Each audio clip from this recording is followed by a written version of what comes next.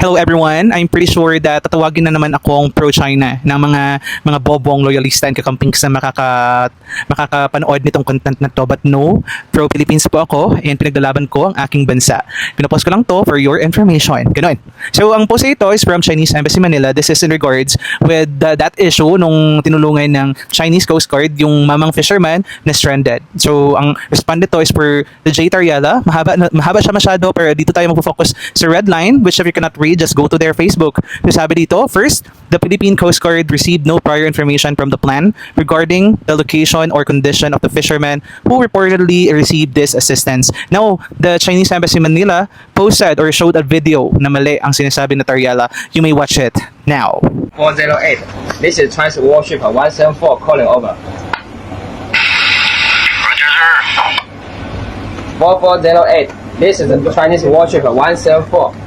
Your country's vessel in position of 14 degree, 33 minutes 6 north, 118 degree, 51 minutes 9 east. I say again, your country's vessel in position of 14 degree, 33 minutes 6 north, 118 degree, 51 minutes 9 east. The engine is broken. I have provided water and food for him. The engine is broken. I have provided water and food for him. Please organize assistance immediately. Please organize assistance immediately. Over. Roger that, sir. Applicant. Have you read the entirety of the UNCLOS?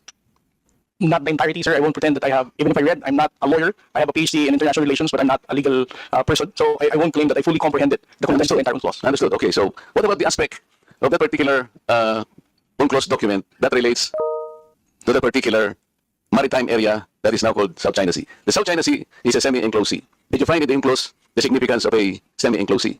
I think it is under Article 123 of the UNCLOS. Kung tinatanong ko lang, sir, kung nabasa mo lang. Mr. Chair, I'm not the proper resource person to respond to this kind of question, sir. Thank you, Mr. Chair, because I am raising that particular issue because if the most responsible agency will look at it, there is a connection on how we should approach the entire problem because the entire South China Sea is a troubled sea. Kaya dapat inaaral natin, saan kaya tayo magsisimula? Ano kaya ang magiging basihan sana natin to approach this issue?